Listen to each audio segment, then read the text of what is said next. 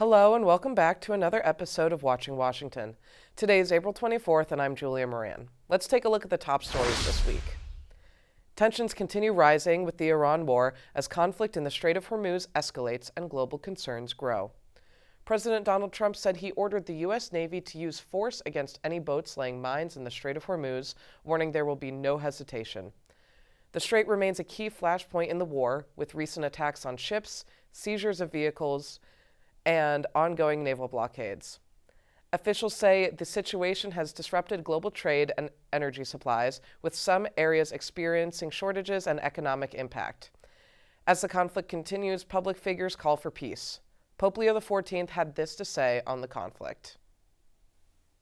I would like to encourage the continuation of the dialogue for peace and urge the parties involved to continue their efforts to promote peace and to ensure that the threat of war is addressed in accordance with international law. We must be able to think in this way. As a church, I say once again, as a pastor, I cannot support war. I would like to encourage everyone to make every effort to seek answers that stem from a culture of peace, rather than hatred from a vision of peace. Meanwhile, peace talks remain uncertain, with both sides disagreeing over the U.S. naval blockade and conditions for a ceasefire. Iran also warned the strait could remain closed, as both sides continue to show little sign of backing down. In election news, a Virginia vote passed Tuesday to change their state's constitution redistricting legislation. This will likely give Democrats 4 more seats in the House. In a press conference Wednesday, Minority Leader Hakeem Jeffries said these efforts counter the Republican, quote, gerrymandering war. Last night was a big victory for the people of Virginia, a big victory for America, and a big victory for democracy. Donald Trump and Republicans launched this gerrymandering war, and we've made clear as Democrats that we're going to finish it. We will not let Donald Trump rig the midterm elections by gerrymandering maps all across the country without a forceful Democratic response. That is what you saw in Virginia. That is what you will see in Florida. And that is what has taken place all across the country. According to the National Conference of State Legislatures, California and North Carolina joined Virginia in ratifying new districting to favor Democrats. Meanwhile, states like Texas and Utah implemented new maps to favor Republicans. As midterms draw near, this creates an even closer margin for party majority in the House. A community in Shreveport, Louisiana is in mourning after a deadly shooting left 8 children dead. One of their uncles is now sharing his grief.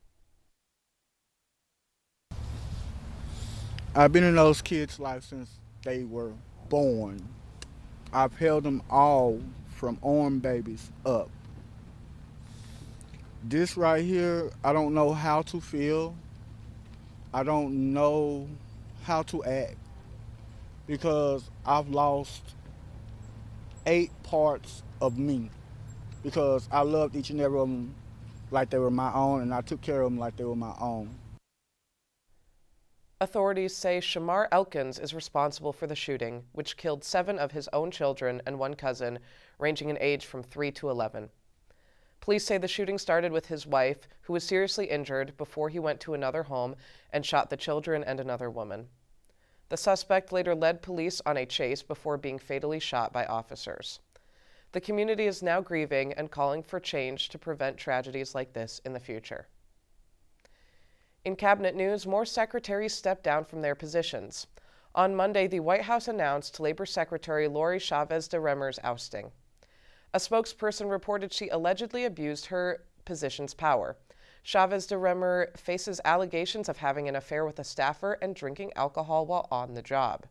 She's the 3rd member of the cabinet to be ousted, all of which were women. She posted on social media that, quote, "I am proud that we made significant progress in advancing President Trump's mission to bridge the gap between business and labor and always put the American worker first." Keith Sonderling, current Deputy Secretary of Labor, will serve in her place until Congress approves a replacement. As of Wednesday, Navy Secretary John Phelan was fired. This ousting comes amid naval blockage in the Strait of Hormuz. According to Pentagon sources, he was given the option of stepping down or being fired. Another cabinet member is under fire for his conduct. In a press conference Tuesday, FBI Director Kash Patel denied claims about misconduct made in an article by The Atlantic. The Atlantic reported Patel missed time in the office and drank to excess. Patel denies these claims, saying this. I never listen to the fake news mafia. This FBI director has been on the job twice as many days as every director before me. I've never been intoxicated on the job, and that is why we filed a $250 million defamation lawsuit. From the cabinet to the Federal Reserve, the Federal Reserve Chair candidate named by President Donald Trump faced questioning from lawmakers on Capitol Hill this Tuesday. Kevin Warsh appeared at the Senate Banking Committee's confirmation hearing. According to Reuters, Warsh was nominated to succeed the current Federal Reserve Chair Jerome Powell, whose term expires next month. During the hearing, Warsh stated the central bank must remain independent and free from political pressure. He also told senators he would base policy decisions on economic data rather than political demands. Lawmakers questioned Warsh on inflation, interest rates, and his personal financial holdings. I'm committed to ensuring that the conduct of monetary policy remains strictly independent, equally committed to work with the administration and Congress on non-monetary matters that are part of the Fed's remit, and I commit myself to accountability. Up next, the UK is aiming for a smoke-free generation, plus a fatal shooting in North Carolina. Stay with us. More Watching Washington next.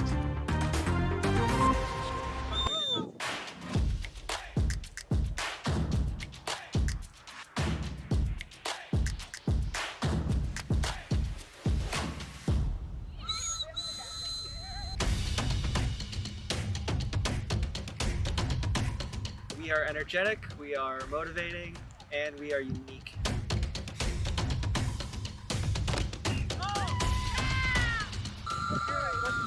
I don't think you can beat Quidditch.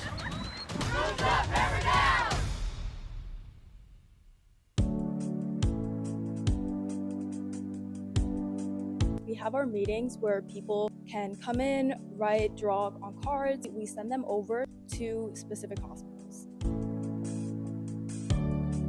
So I joined Letters of Love because the original creator of Letters of Love, her mom had cancer growing up, and she took all of these letters that her mom had made. So being able to give back to an organization that can make these kids feel like human again was the most important thing to me.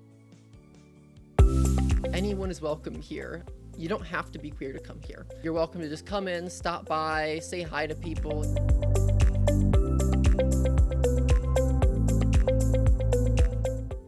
I feel like it's helped me find my friend group. I don't think that without this place I would have had such a strong, close-knit social group as I've formed here.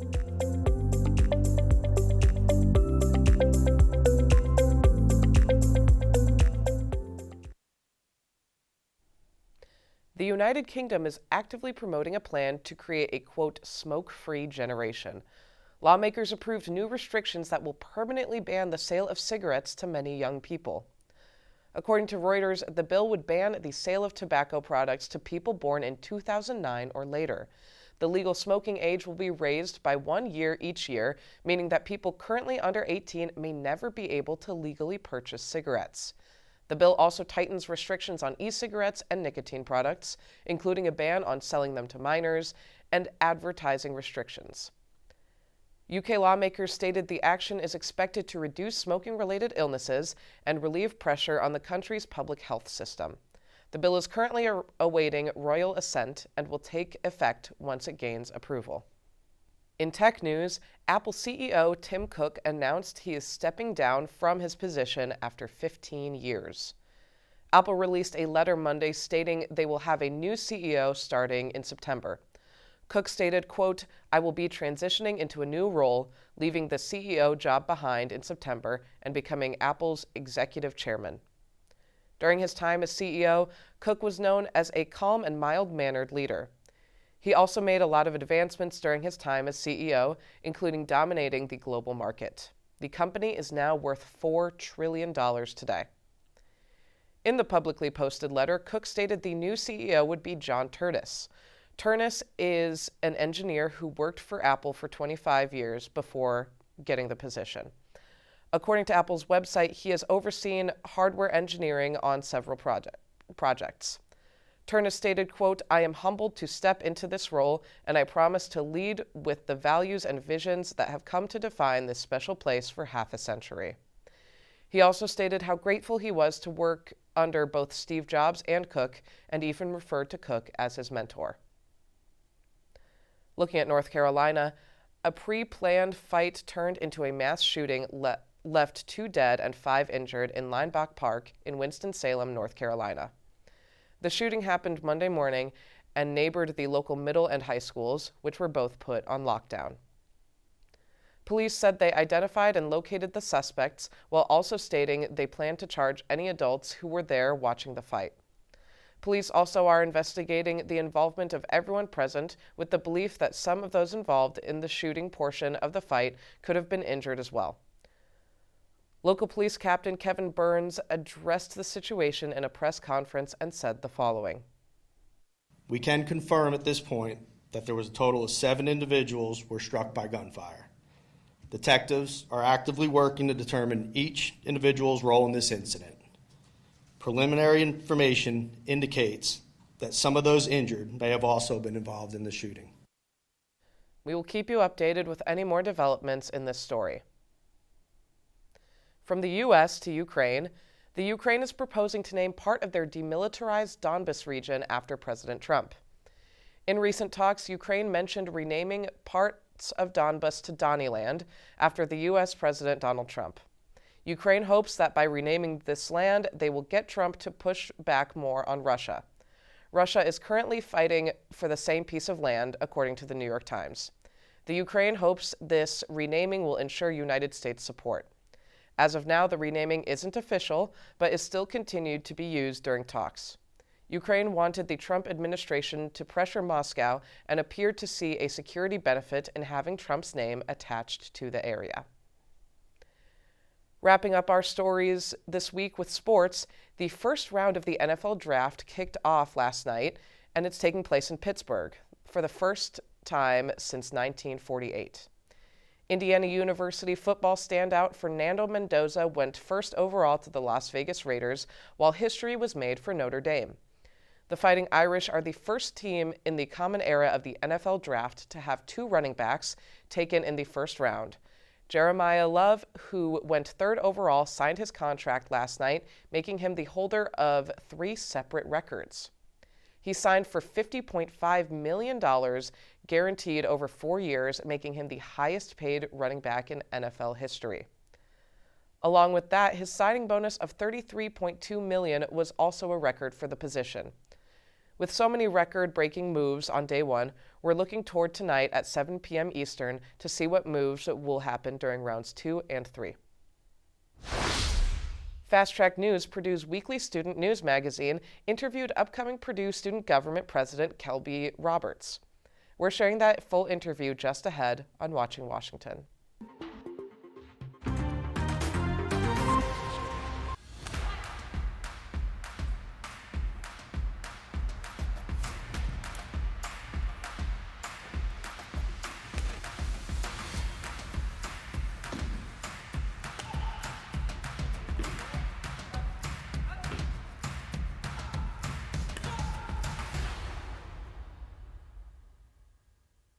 What is Purdue Night Train? Purdue Night Train is a social dance club here on campus where we offer lessons and host social dances primarily with swing dancing, but we also do line dances and blues. Lindy Hop is a type of swing dance that we specialize in particularly, and it is a dance that originated in the late 1920s and early 1930s. It is a Black American dance that has its origins in Harlem, New York, and it's primarily danced to jazz music. You don't need a partner, you don't need any experience. We just ask that people come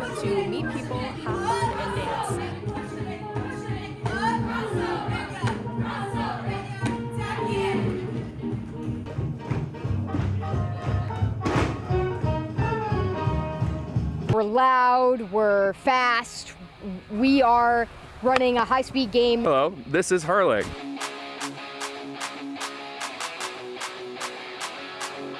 This is the fastest game in the world. It's the fastest game on grass in the world. The club's been around for almost 20 years now.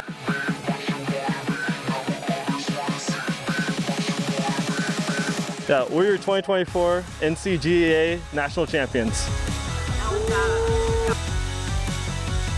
3, 2, 1.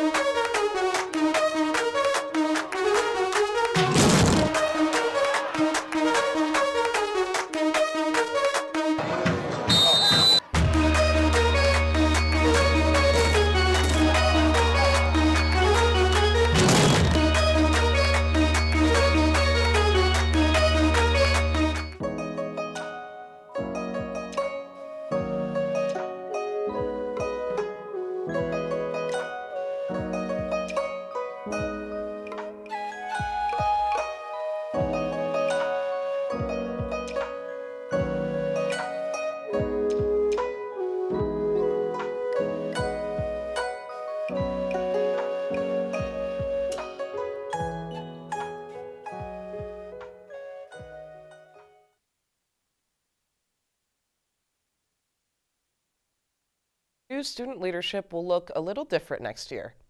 In addition to having a president of Purdue Student Government, the next student leader will have not one, but 2 vice presidents supporting her.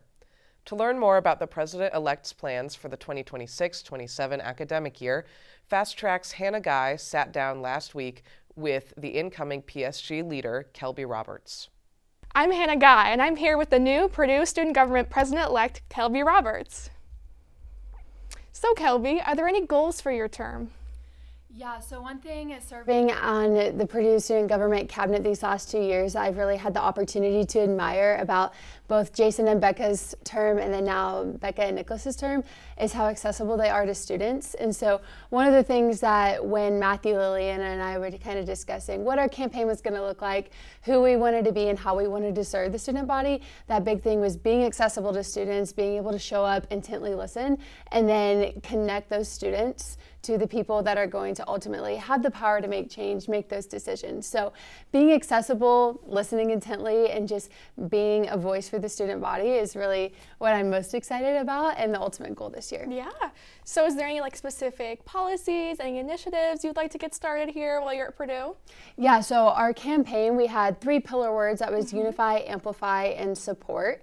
And obviously we're in the beginning stages and the super exciting, soaking in all the goodness right now. So we don't have anything written specifically, but for our unified pillar, we're really focused on the Indy and West Lafayette locations because we're all on campus. And so what can we do as student leaders here on this campus to really integrate student life for both Indianapolis and West Lafayette campus? Bring a little bit of Indy here and take a little bit of West Lafayette down there. And so Liliana is our vice president of Indianapolis. She's doing a wonderful job of really being a voice for what it's like to be a student in Indianapolis and helping us to envision that. And we're starting to put the pieces together to what exactly that will look like. Our second pillar was amplify. And so that's all about what can we do as student leaders to amplify the voice of the student body. And so like I said earlier, whether that's connecting people with the right people to make those decisions and make that change, or simply to help them find an avenue to be heard. So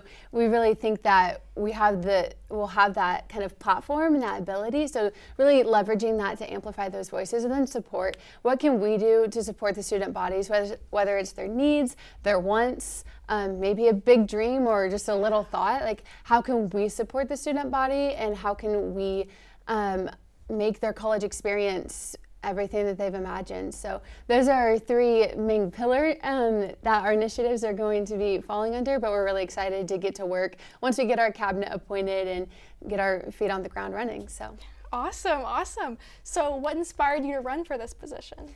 Yeah, so I grew up in a rural town in Indiana, Rushville, and so for me, servant leadership was 1, preached to me by my ag teacher, and 2, it was all around me, whether it was, my dad helping out the neighbor farmer or I mean, there was just constant like demonstration of what it means to serve others and serve others well. And so that's kind of been something that I've carried with me all my life. And so I mentioned my ag teacher. He and I spent a lot of time reading books about leadership and theory and philosophy and things of that sort. And one of my favorite is the 21 Irrefutable Laws of Leadership. And that law number 5 is the law of addition. And it's talking about how a leader should add value to the lives of others. And so I've kind of carried that with me. I had the opportunity to serve in kind of a pre-professional leadership role before I got here to Purdue in a gap year. And then now that I'm here, it's something that has never left. So as I got involved with Purdue student government as a parliamentarian underneath both of Becca's administrations last year and this year, I kind of had it on my heart, well, if I had the opportunity to serve in a greater capacity, then let it be that. And so when Matthew came along, was like, hey, I'm kind of interested in this, can we talk? We instantly clicked, and it just felt like it was the right thing to do. And then Liliana's come along just the way. So it's kind of just a heart for servant leadership and the excitement to do so. Awesome. Well, leading into your term, what are you most excited about? I think meeting students that I wouldn't otherwise meet. We were talking a little bit before this. I am on the Ag Week Task Force, and so being one of the 20 students to put on that big event, one of my favorite things is meeting students and just making those connections that I wouldn't otherwise have. And I know that this next year and this opportunity and this role, I'm going to be able to do the same. And so, meeting students, having conversations, whether they're brief or in depth, whether they're some of the more tough conversations, and being able to act upon that and work alongside students to really, I know it's going to help me grow in a lot of ways, but also to help students and those around me grow. Yeah, that's awesome. Well, on the contrary, what are you most nervous about heading into your term? Oh, I think logistics. I feel like I right now have a pretty good handle on from not totally outside view, but kind of I'm inside the lines, but still outside perspective being on cabinet. I feel like I have a pretty good touch of what's going on, but I know there's going to be a lot of surprises and a lot of things to navigate, but we've already kind of started talking with Martia, Dr. King, and so she's super, super helpful and super sure that we're going to get through everything all right, and I know we will, but I think once we start to kind of navigate those things, I'll feel a lot better, but right now it's still a little nerve-wracking. Of course, completely understandable. Yes. So if you could change one thing about Purdue, what would it be? Ooh. That's really hard. So I'm a third generation student, so I've loved it here. My mama grew up 15 minutes away from here, so it's been like my whole life has been being a Boilermaker. But I think one thing that Becca and Nicholas have been working on and what we're going to hopefully kind of absorb and continue to work with student leaders on is tenant-landlord laws. Indiana has some loose tenant-landlord laws, which is directly impacting students here. And I know for me, my apartment is a little more expensive than maybe what I would like to pay. And so maybe that's not what we can change, but looking at those laws and really taking a look at those and seeing how it can impact students. But yes. I love life at Purdue. I love it here. So I think changing things about Purdue would be difficult, but I'm excited to see what we can do. But definitely that's something students really care about is housing and making sure it's affordable for everyone. Absolutely. All right. So what should students know about you as well as your vice presidents? Oh, that's really hard. We're three very, very different people. So I am in the College of Ag studying agriculture economics with the pre-law and policy concentration, with the odd pivot career plan of going to strategic communications. But Matthew is in the College of Sciences. He's doing pre-med. And so he's kind of got an interest in becoming a surgeon. In fact, he told me, he was like, if there's one skill I can master in a day, it'd be performing surgery. And I was like, wow, that's niche, that's cool. I don't know if I've ever met anyone like that. And then Liliana, she is from Tennessee, so she's the one out-of-state student. She's at Purdue Indy. She's studying engineering, big into NASA. So we're three very different people, very different personalities and backgrounds, but so far we've definitely come together, become really connected, and we're super, super excited to serve and listen and act upon what the student body needs from us. Yeah, and a great representation of Purdue's student body as a whole, 3 different majors, but all very well represented in our community. Okay, so final question, how can students share feedback with you? Yes, absolutely. Right now we have our Instagram page, which is Robert Schultz Starmer 26, some variation of that. It took me so long to find a username that wasn't already taken. And so we have that Instagram page. We're happy to hear things through DMs, but also the Boilermaker briefing still comes out every once in a while from our press secretary and the communications team in student government. And so there's different avenues and filing concerns and things of that sort, which will be absorbed and carried through with transition. So even though those are going to be submitted now, if they are submitted now, those are still things that we're going to have access to and be able to act upon. And then it'll look more than likely pretty much the same in the coming year. Once we get transitioned to a new cabinet. But yes, however you can reach out to us, we're always happy to listen. Wonderful. Well, if there's anything else you'd like to share, anything else you'd like to add to the students? I don't think so, but thank you for having me. Thank you guys of course, for it's listening. wonderful to have you. Thank you to our peers at Fast Track for allowing us to share that interview. That's all the time we have today. See you next time on Watching Washington.